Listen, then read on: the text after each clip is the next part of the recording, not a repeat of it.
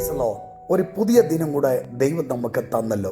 പ്രിയപ്പെട്ടവരെ, നിങ്ങൾ ഒറ്റപ്പെട്ടിട്ടുണ്ടോ? നിങ്ങൾ കുത്തുവാക്കുകൾ കേട്ടിട്ടുണ്ടോ? നിങ്ങളുടെ കൂടപ്പുറപ്പുകൾ നിങ്ങളെ തള്ളി നിർത്തിയിട്ടുണ്ടോ? നിങ്ങളുടെ കൂടെ ഉണ്ടെന്ന് പറഞ്ഞവർ നിങ്ങളെ വിട്ട് മാറിപ്പോയിട്ടുണ്ടോ? നിങ്ങളുമായി എതിർത്തു നിന്നവരുടെ കൂടെ കൂട്ടം കൂടി പക്ഷം പിടിച്ച് നിങ്ങളുടെ കൂടെ ഉണ്ടെന്ന് പറഞ്ഞിട്ട് മാറി നിന്ന് നിങ്ങളെ ചതിച്ച് നിങ്ങളെ ഒറ്റപ്പെടുത്തിയിട്ടുണ്ടോ?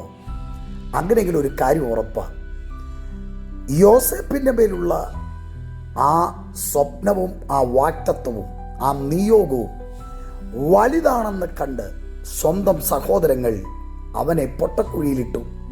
കഴിഞ്ഞ ദിവസം ഞാനത് പറഞ്ഞതാണ്. നിന്റെ മേലുള്ള വാക്തത്വമാണ് കുഞ്ഞെ വിഷയം.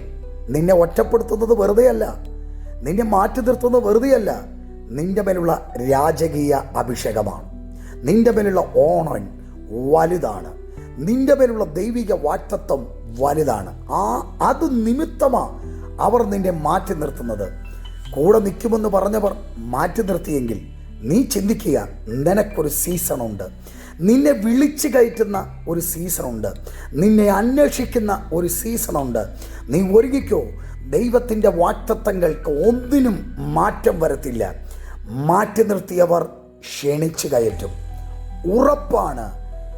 ദാവീദിനെ മാറ്റി നിർത്തി, സഹോദരങ്ങൾ മാറ്റി നിർത്തി.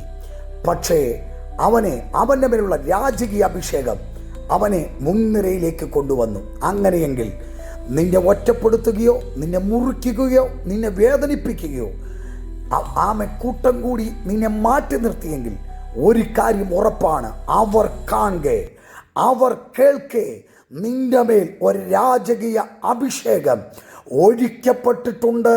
അത് നിന്റെ മേൽ ഉണ്ട് എന്ന് കണ്ട് നീ അവരെക്കാൾ രാജകീയ പ്രൗഢിയോടെ മാന്യതയോടെ ദൈവം നിന്നെ പിടിച്ചു കയറ്റാനുള്ള സമയം, സീസൺ വെളിപ്പെടാൻ പോകുന്നു.